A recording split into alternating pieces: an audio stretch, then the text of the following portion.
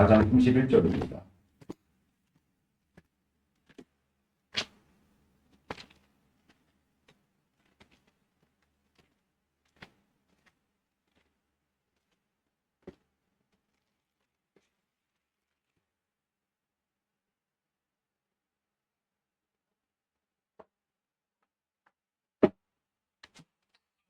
절 같이 읽도록 하겠습니다. 빌기를 다음에 모인 것이 진동하더니 우리가 다 성령이 충만하여 담대히 하나님의 말씀을 전하니라. 네. 고린도후서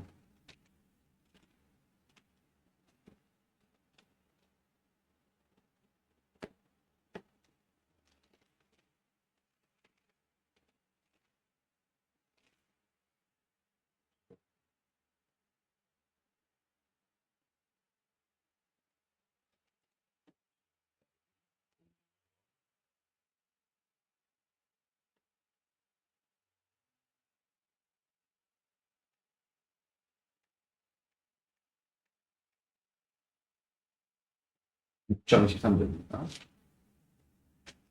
6장 13절 같이 읽도록 하겠습니다. 시작.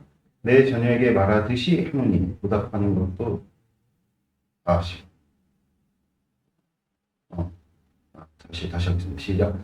내가 자녀에게 말하듯이 하노니 보답하는 것으로 너희도 마음을 넓히라. 이 말씀을 하게 된 경위는 11절부터 고린도인들이여 너희를 향하여 우리의 입이 열리고 우리의 마음이 넓혀졌으니 너희가 우리 안은 좁아진 것이 아니라 오직 너희의 심정이 좁아진 것이라 내가 너희에게 말하듯이 하니 보답하는 것으로 마음을 넓히라. 이제 말씀을 하고 계십니다. 오늘은 말씀의 제목은 담대함과 넓은 마음, 담대함과 넓은 마음이라는 제목으로 말씀하겠습니다. 일단 오늘 사도행전의 4장 31절의 경위를 보면은 베드로 사도가 요한 사도와 함께 성전 미문에 40여 세나 된 날 때부터 이제 걷지 못하는 자를 그리스도 예수의 이름으로 치유를 했죠. 근데 이 치유의 사건은 이게 단순한 게 아니다. 그냥 병만 치유된 것이 아니라 이 사람이 걷지 못하게 된 어떤 그런 것은 질병이겠죠. 질병. 그런 질병이 치유가 되는 것이니까 우리가 골절상을 입어 보신 분들은 아시겠지만 그 부위를 잘 쓰지 않으면 근육이 쪼그라듭니다. 그래서 다리를 쓰시지 못하는 분들의 다리의 상태를 보면은 단지 그냥 쓰지 못하는 것뿐만 아니라 정상인에 비해서 상당히 근육이 빠져 있는 것을 보게 되거든요. 그러니까 날 때부터 걷지 못했던 자의 어떤 다리 상태는 이게 우리가 충분히 예측해 볼 수가 있는데 근육도 없고 힘도 하나도 없는 그런 상태인데 또 질병 때문에 어떤 그런 구조적인 어떤 문제도 있었을 거라고 보는데 이 모든 것이 일시에 그냥 해소가 돼버렸죠. 그리고 앞서 말씀드렸던 것처럼 단지 그냥 질병이 치유되고 더 나아가서 이제 그가 지금까지 근육도 없고 아무것도 없는 상황 가운데 하나님께서 그것도 다 입히셨겠죠. 다리에 이렇게 끼었다 이런 표현이 있는 거 보면은 정상인의 어느 다리와 마찬가지의 형태로 일시에 주님께서 복원시키시는 그렇죠? 근데 그걸 복원이라고 할 수 있을까? 왜냐하면 그것은 원래 없던 것이 더해지는 그런 어떤 효과겠죠. 원래 이 사람이 걸어 다녔던 사람이 아니잖아요. 날 때부터 걷지 못했던 상태의 다리가 그렇죠? 거기에 근육이 붙어본 적도 없고 그렇죠? 좋은 구조를 가져본 적도 없는 그런 상황 속에서 갑자기 치유가 된 거예요. 근육도 생기고 그렇죠? 근육이 이렇게 한 번에 딱 생기면 우리가 보통 어린아이들 키가 클 때는 이렇게 터진 자국이 보이잖아요.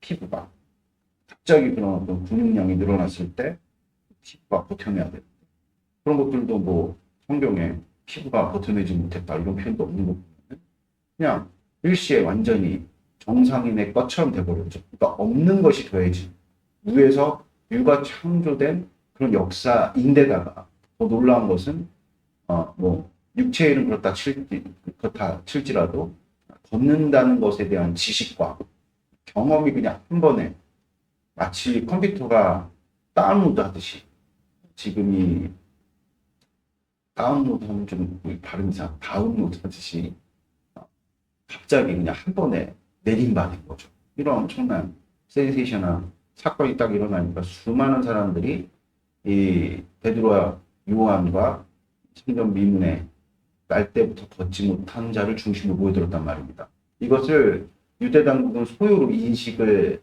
했고 가서 질서를 유지한다는 명목으로 감금을 했지만 그들의 이면적인 어떤 심보는 무엇이었냐?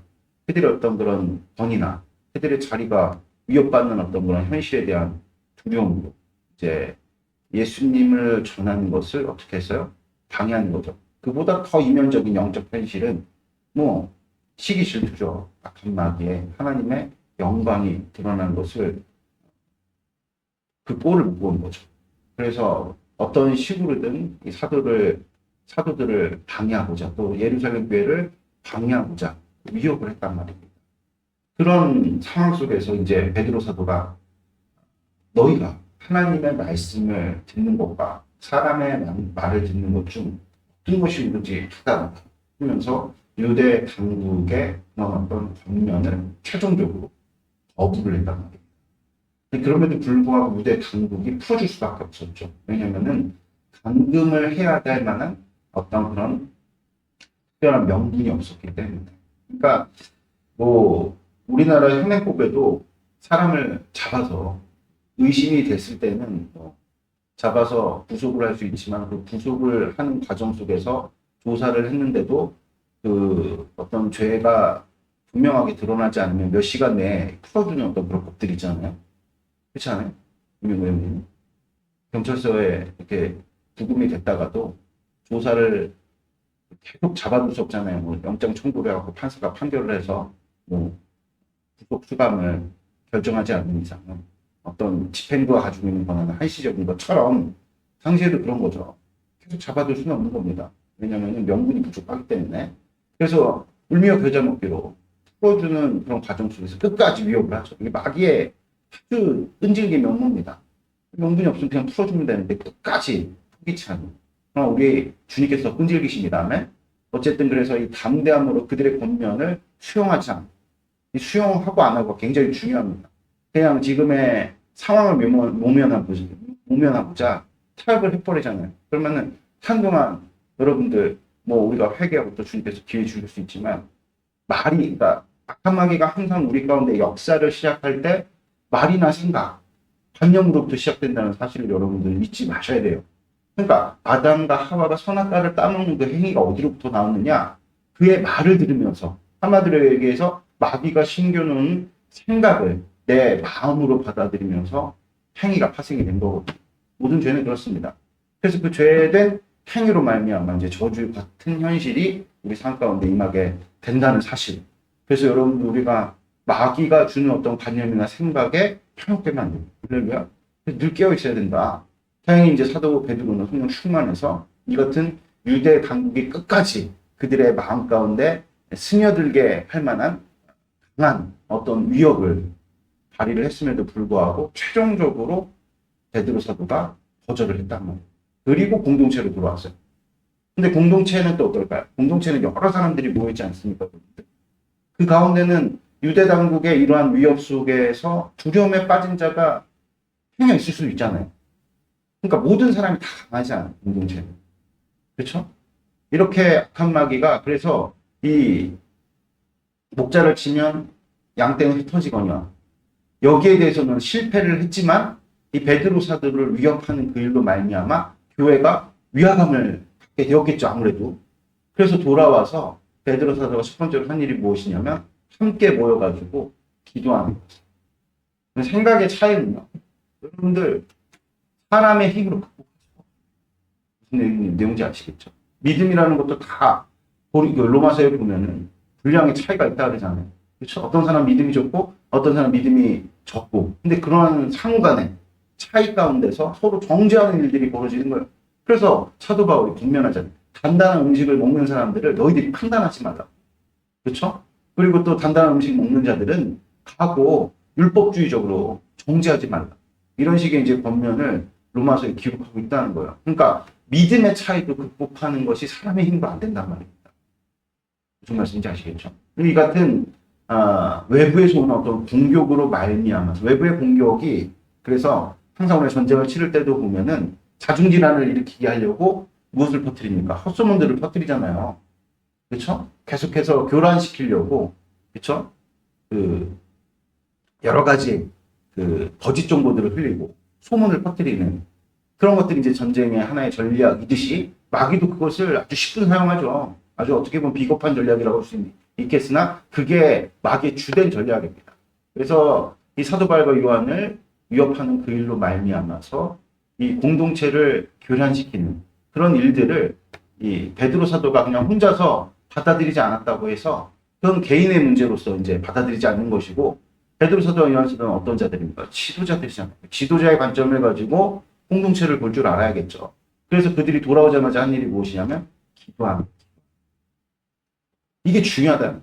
공동체의 여러 다양한 생각들과 믿음의 차이, 그 간극을 어떻게 극복하느냐, 기도로. 그래서 그 간극의 그 차이 가운데 그 거리를 좁히시고 채우시는 이가 누구시냐? 성령 하나님이시죠. 할렐루야. 아멘. 그래서 간절히 기도를 드리면서 기도의 내용들은 뭐 우리가 같이 읽었던 4장 31절 이전에 보면은 29절에 보면 이제도 주여 이제도 그들의 위협함을 보고 보시고 또 종들로 하여금 담대히 하나님 말씀 전하게 하여 주시옵소서. 손을 내밀어 병을 낫게 하옵시고 표적과 기사가 거룩한 종 예수의 이름으로 이루어지게 하옵소서 하더라. 그랬더니 빌기를 다음에 모인 곳에 진동이 있어요. 진동이. 그러니까 보통 이제 우리가 축을 흔든다 이런 표현이 있잖아요.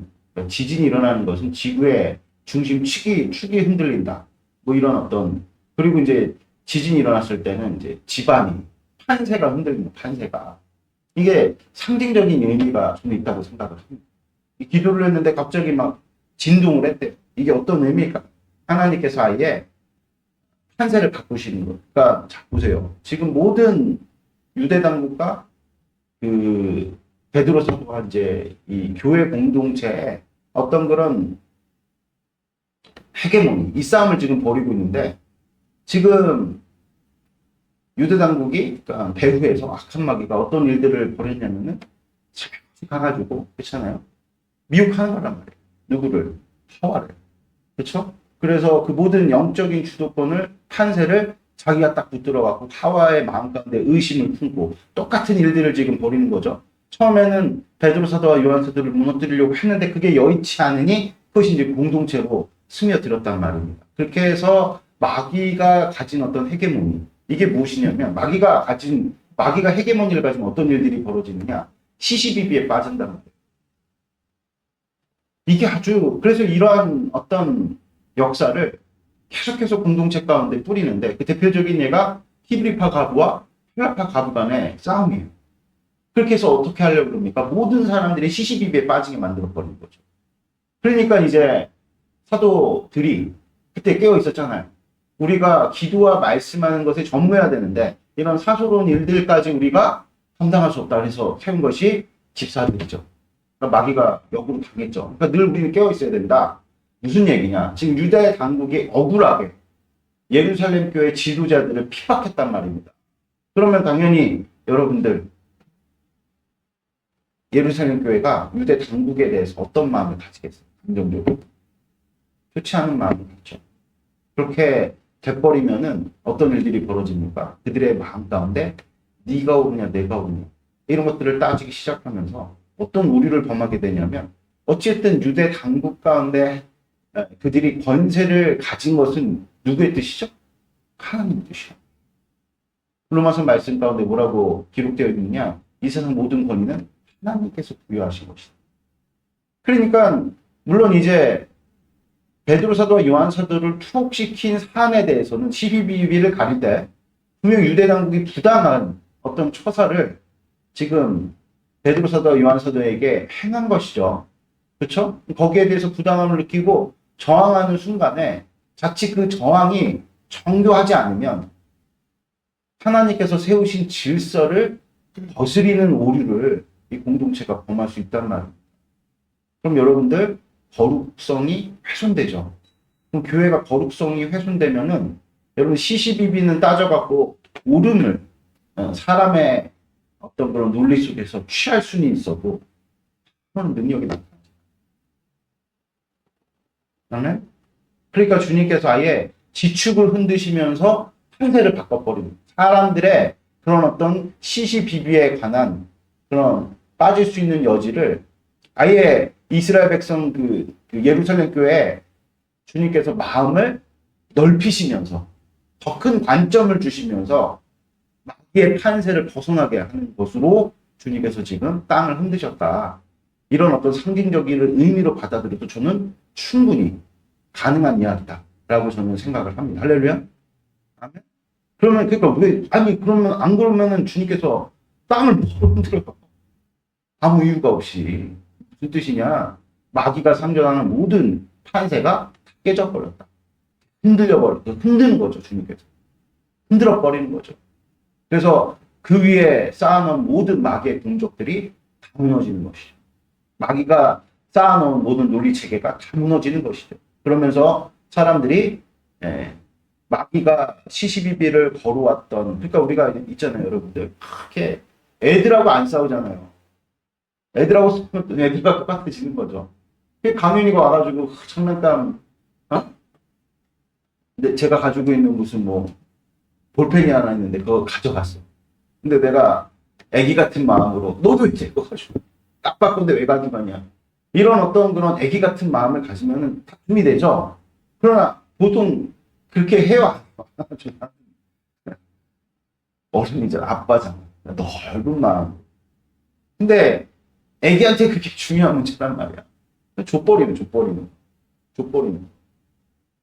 그러니까 지금 시시비비를 유대 당국이 거론 일들에 대해서 감정을 가지고 그들의 수준에서 다툴 때는 억울한 일이 되겠지만 우리가 오늘 말씀에서와 같이 하나님께 판세를 흔들면서 동시에 어떤 일이 벌어졌습니까? 성령 충만의 일들이 벌어졌다. 성령 충만의 일들이 우리 가운데서 어떤 효과를 내느냐? 하늘로 모든 것이 가하나 모든 것이 유익하지는 않다 그랬어요. 한번 보면은 쓸데없는 시시비비에 빠져서 내가 옳잖아요. 이걸 주장하다가 오히려 하나님께서 세우신 질서를 무너뜨리는, 질서를 위반하는 그런 우를 우리들이 참 많이 범한다.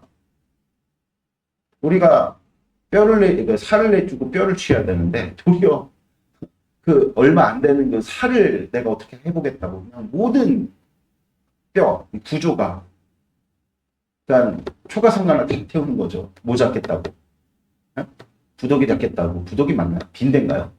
빈대 잡겠다고. 그런 우를 우리가 너무나도 범한다. 이유가 무엇이냐? 너무 마음이 좁아요. 시각도 좁아요. 그런 일들이 우리 가운데 나도 많다.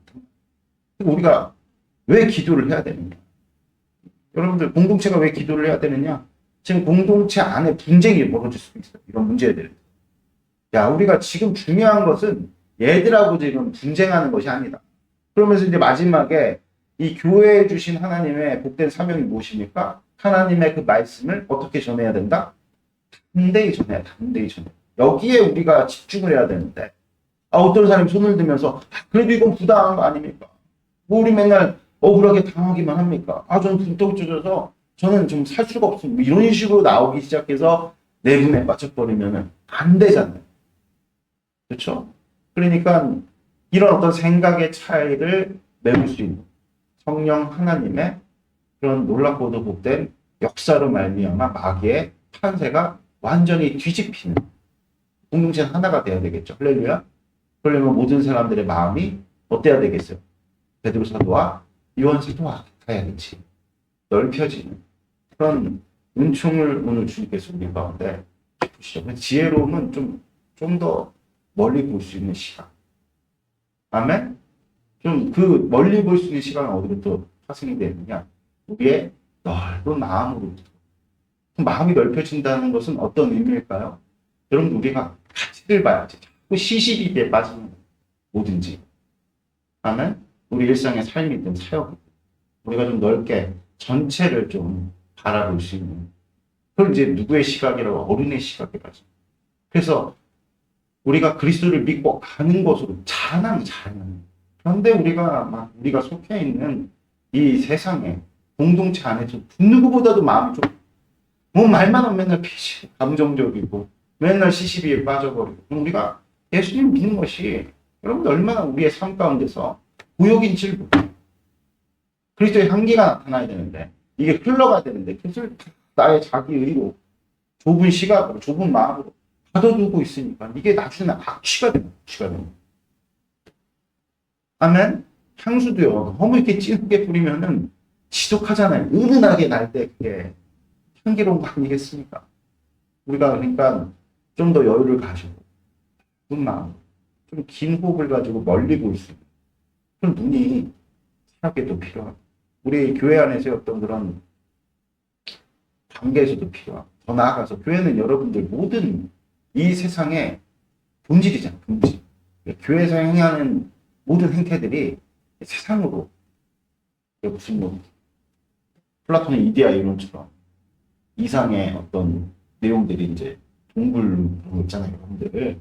우리의 이 교회 안에서의 정말 주님께서 베푸신 천국의 본질이 산 가운데로 흘러가는 우리의 마음이 교회 안에서 이렇게 좁아 터지면 이 세상은 볼 것도 없고.